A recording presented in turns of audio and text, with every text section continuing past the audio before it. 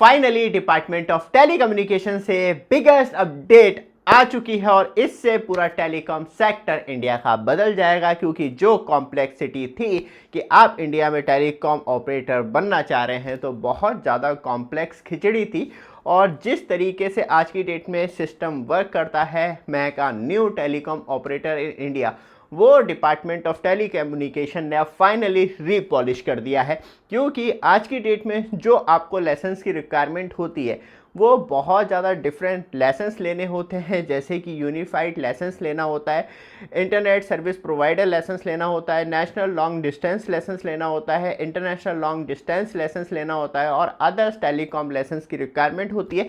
और फिर आप स्टेट्स के अंदर जाते हैं, मल्टीपल स्टेट मल्टीपल लाइसेंस की रिक्वायरमेंट्स होती है, तो वो बहुत ही ज़्यादा कॉम्प्लेक्स था।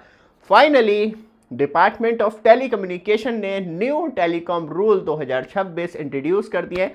वैसे तो इसकी अपडेट हमने दी थी, लेकिन अब ये पूरा सिस्टम जो है पूरी तरीके से ऑर्गेनाइज है और करंट स्थिति में स्टार्ट हो चुका है।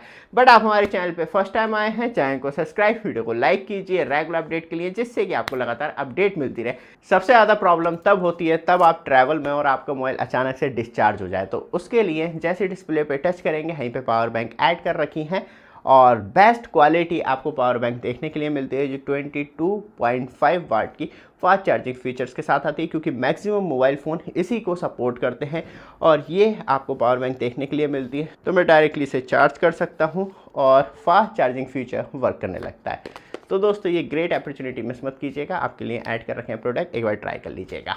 बैक ऑन आते हैं टॉपिक पे, क्योंकि बात करी जाए तो यहाँ पे डिपार्टमेंट ऑफ टेलीकम्युनिकेशन ने जो रिलीज किया है न्यू टेलीकॉम रूल 2026, ये ऑथोराइज सिस्टम होगा जो सिंगल विंडो एक्सेस प्रोवाइड करवाएगा। मतलब जो मल्टीपल लाइसेंस की रिक्वायरमेंट होती थी अलग अलग डिपार्टमेंट से, अलग अलग मिनिस्ट्री से, वो फाइनली खत्म हो पाएगी। सिंगल विंडो एक्सेस होगा, मल्टीपल लाइसेंस की रिक्वायरमेंट खत्म होगी और जो स्पेक्ट्रम के लिए अलग भागादौड़ी होती थी उसे भी अब कहीं ना कहीं विराम मिलेगा। और क्या फ़र्क पड़ेगा हमारे legend telecom operator Jio, Airtel, VI and BSNL पे, फिलहाल तो शॉर्ट टर्म की बात करें तो एकदम इम्पैक्ट नहीं पड़ेगा, क्योंकि सडनली कुछ नहीं होने वाला। लेकिन लॉन्ग टर्म पे बात करें 2-3 साल के बाद आपको अब easily new telecom operator India में अपनी सर्विस प्रोवाइड करते हुए दिखाई दे सकते हैं, जिससे टेलीकॉम कंपटीशन इंक्रीज होगा और आखिरकार जो कस्टमर है उन्हें बेनिफिट देखने के लिए मिलेगा। जो मोनोपोली, जो एकाधिकार टेलीकॉम कंपनियों ने मचा रखा है, स्पेशली प्राइवेट सेक्टर ने, वो कहीं ना कहीं अब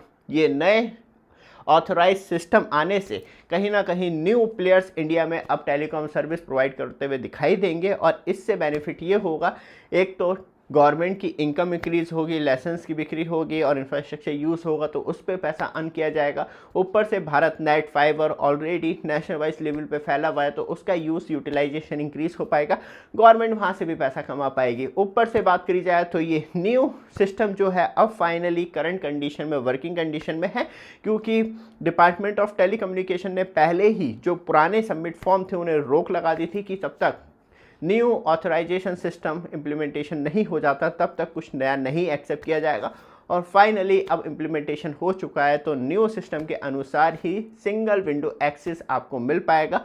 और आप इक्विपमेंट मेकर हैं या स्पेशली बात करी जाए तो टेस्टिंग कर रहे हैं बैंड फ्रिक्वेंसी, या नए इक्विपमेंट बना रहे हैं, या नए स्पेशली कुछ नई टेक्नोलॉजी लेके आ रहे हैं टेलीकॉम सेक्टर में, तो पहले लाइसेंस के लिए फ़ाइट करो, फिर एक्सेस के लिए फ़ाइट करो, तो वो सारी चीज़ें ख़त्म हो के अब न्यू टेलीकॉम रूल 2026 से बहुत ज़्यादा हेल्प मिलेगी और नए इनोवेशन और स्पेशली नए ऑपरेटर्स को ईजिली एक्सेस मिलेगा इंडिया में टेलीकॉम सर्विस प्रोवाइड करवाने का। देखते हैं इससे क्या धमाका होता है, लेकिन उसके लिए अभी आपको 2-3 साल और वेट करना पड़ सकता है। ये वीडियो आपको अच्छी लगे, लगातार अपडेट के लिए चैनल को सब्सक्राइब, वीडियो को लाइक जरूर कीजिएगा।